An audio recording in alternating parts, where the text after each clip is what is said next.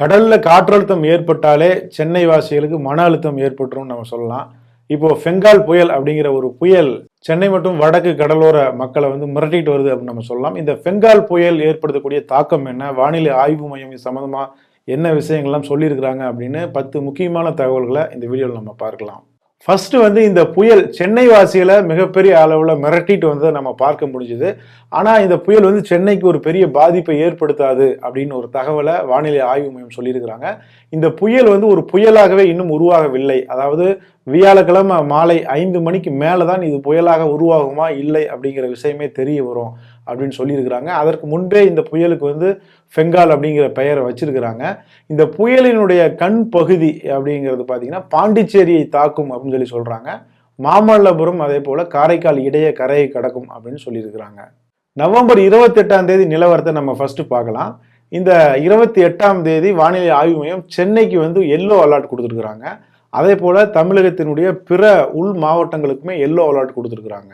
அடுத்ததாக orange alert Pudukkottai, Thanjavur, Ariyalur, Villupuram, Chengalpattu, Kanchipuram மாவட்டங்களுக்கு orange alert கொடுத்துருக்குறாங்க. அடுத்ததாக சிவியரான அலர்ட் அப்படின்னு சொல்லக்கூடிய ரெட் அலர்ட் நாகப்பட்டினம், திருவாரூர், காரைக்கால், மயிலாடுதுறை, கடலூர், பாண்டிச்சேரி இந்த ஊர்களுக்கு இன்றைக்கு அதாவது வியாழக்கிழமை நவம்பர் 28ஆம் தேதி ரெட் அலர்ட் கொடுத்துருக்குறாங்க. இந்த தினம் தான், இந்த 28ஆம் தேதி தான் மிக முக்கியமான ஒரு நாளாக பார்க்கப்படுது. அடுத்ததாக நவம்பர் 29ஆம் தேதி நம்ம பார்க்கும்போது எங்குமே ரெட் அலர்ட் கொடுக்கப்படலை அப்படிங்கிறது தெரியுது. எல்லோ அலர்ட்டும் ஆரஞ்சு அலர்ட்டும் தான் கொடுத்துருக்குறாங்க. இந்த எல்லோ அலர்ட் எந்தெந்த மாவட்டங்களுக்கு கொடுத்துருக்காங்க அப்படின்னு சொல்லி அந்த நீங்கள் மேப்பை பார்க்கும்போது உங்களுக்கு தெரியும்.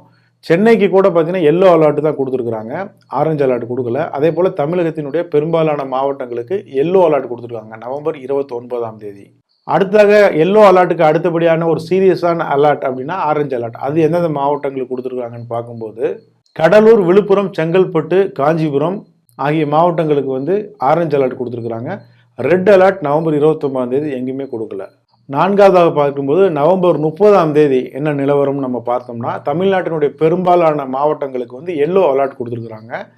நவம்பர் 30ஆம் தேதி ஆரஞ்சு அலர்ட் எந்தெந்த மாவட்டங்களுக்கு கொடுத்துருக்காங்க நம்ம பார்க்கும்போது சென்னை, திருவள்ளூர், காஞ்சிபுரம், செங்கல்பட்டு அதே போல் ராணிப்பேட்டை மாவட்டங்களுக்கு ஆரஞ்சு அலர்ட் கொடுத்துருக்குறாங்க. ஐந்தாவதாக பார்க்கும்போது டிசம்பர் 1ஆம் தேதி புயலினுடைய தாக்கம் இன்னும் குறையிறதை நம்ம பார்க்க முடியுது. அன்றைய தினம் பெரும்பாலான தமிழக மாவட்டங்களில் எல்லோ அலர்ட் கொடுத்துருக்குறாங்க. அதே போல் சென்னை, திருவள்ளூர், காஞ்சிபுரம், செங்கல்பட்டு, ராணிப்பேட்டை மாவட்டங்களில் ஆரஞ்சு அலர்ட் கொடுத்துருக்குறாங்க. ரெட் அலர்ட் அப்படிங்கிறது அன்னைக்கு எங்கேயுமே இல்லை. ஆறாவதாக நம்ம பார்க்கும்போது டிசம்பர் 2ஆம் தேதி தமிழகம் முழுவதுமே எல்லோ அலர்ட் கொடுத்துருக்காங்க. எனவே அன்றைக்கு தமிழகம் முழுவதுமே மழை பெய்யும் அப்படிங்கிறத நம்ம தெரிஞ்சுக்க முடியுது. சுருக்கமாக சொல்லப்போனால் நவம்பர் 28ஆம் தேதியிலிருந்து டிசம்பர் 2ஆம் தேதி வரைக்கும் தமிழகம் முழுவதுமே தொடர்ந்து மழை பெய்யும் அப்படிங்கிறத வானிலை ஆய்வு மையம் தெரிவிச்சிருக்கிறாங்க. இது சில பகுதிகளில் மிதமான மழையாகவும், சில பகுதிகளில் கனமழையாகவும், சில பகுதிகளில் அதிக கனமழையாகவும் பெய்யக்கூடும் அப்படிங்கிறத சொல்லியிருக்கிறாங்க. ஏழாவதாக நம்ம பார்க்கும்போது இந்த அலர்ட்டை கலரை வச்சு சூஸ் பண்ணுறாங்கல்ல, green alert, yellow alert, orange alert, red alert அப்படின்னா என்ன? ஃபர்ஸ்ட் க்ரீன் அலர்ட் அப்படின்னா என்னன்னு நம்ம பார்க்கலாம். க்ரீன் அலர்ட் அப்படிங்கிறது பார்த்தீங்கன்னா குறைவான மழை, அதாவது இயல்பான ஒரு காலநிலை, ஒரு வறண்ட வானிலை அல்லது மேகமூட்டமாக இருக்குன்னு சொல்லுவாங்கள்ல, இந்த மாதிரி ஒரு சூழ்நிலை இருந்தால் க்ரீன் அலர்ட் கொடுப்பாங்க. க்ரீன் அலர்ட் அப்படிங்கிறது எந்த விதமான அட்வைசரியுமே இல்லை, அதாவது எந்த விதமான அறிவுறுத்தலுமே இல்லை, நம்ம பொதுமக்களோட இயல்பு வாழ்க்கையை நம்ம மேற்கொள்ளலாம் அப்படிங்கிறது தான் அந்த க்ரீன் அலர்ட்.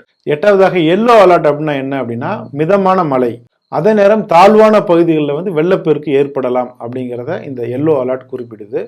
அதே போல் பொதுமக்களுடைய இயல்பு வாழ்க்கை பாதிக்கப்படலாம் அப்படிங்கிறத இந்த எல்லோ அலர்ட் குறிப்பிடுது.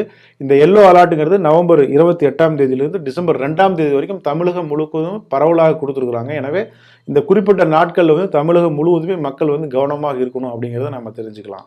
அடுத்ததாக ஆரஞ்சு அலர்ட் அப்படிங்கிறது என்ன அப்படின்னா இந்த எல்லோ அலர்ட்டோட இன்னும் கொஞ்சம் மழை சிவியராக இருக்கும், சாதாரண மழையிலிருந்து ஒரு கனமழையாக இருக்கும் அப்படிங்கிறது தான் இந்த ஆரஞ்சு அலர்ட்டு. இந்த மழை காரணமாக தெருக்கள், சாலைகளில் அதே போல் ஆறுகளில் வெள்ளப்பெருக்கு ஏற்படலாம் அப்படிங்கிறத மென்ஷன் பண்ணுறாங்க.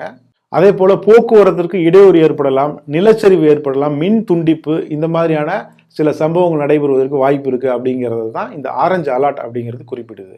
கடைசியாக மிக முக்கியமான அலர்ட் தான் இந்த ரெட் அலர்ட். இந்த ரெட் அலர்ட்டை பொறுத்த வரைக்கும் சென்னைக்கு ரெட் அலர்ட் விடுக்கப்படலை.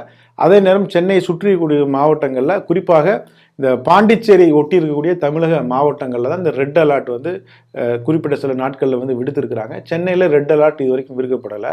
இந்த ரெட் அலர்ட் குறிப்பிடக்கூடிய மிக முக்கியமான விஷயம் என்ன அப்படின்னா, பொதுமக்களுடைய உயிருக்கும் உடைமைகளுக்கும் பாதிப்பு அச்சுறுத்தல் ஏற்படலாம் அப்படிங்கிறது தான் மிக முக்கியமான விஷயம். பரவலான ஒரு வெள்ளம் ஏற்படலாம், அதே போல பொதுமக்களுக்கு கிடைக்கக்கூடிய அத்தியாவசிய பொருட்களுக்கு தட்டுப்பாடு ஏற்படலாம், அதாவது அந்த சேவைகள் முடக்கப்படலாம் அப்படிங்கிறத இந்த ரெட் அலர்ட் குறிப்பிடுது. சில சூழல்களில் பொதுமக்களுடைய குடியிருப்பு பகுதிகளில் வெள்ளம் ஏற்பட்டு அவங்க குடியிருப்பு பகுதியிலிருந்து எவாக்குவேஷன் பண்ணக்கூடிய ஒரு நிலை, அங்கிருந்து வெளியேற்றப்படக்கூடிய ஒரு நிலை ஏற்படலாம் அப்படிங்கிறத இந்த ரெட் அலர்ட் அப்படிங்கிறது குறிப்பிடுது. தொடர்ந்து சம்பந்தமான அப்டேட்ஸ்களை நம்ம சேனலில் இந்த மழைக்காலம் முடிகிற வரைக்கும் நம்ம பார்க்கலாம். நன்றி. இந்த வீடியோவை உங்களுக்கு வழங்கியது www.aliaonlinestore.com. இந்த இணையதளத்தில் நீங்கள் ட்ரை ஃப்ரூட்ஸ், நட்ஸ், அதே மாதிரி குழந்தைகளுக்கு தேவையான டாய்ஸ் உள்ளிட்ட பல பொருட்களை நீங்கள் வாங்கிக்கலாம். ஒரு தடவை இந்த இணையதளத்தை விசிட் பண்ணி பாருங்கள்.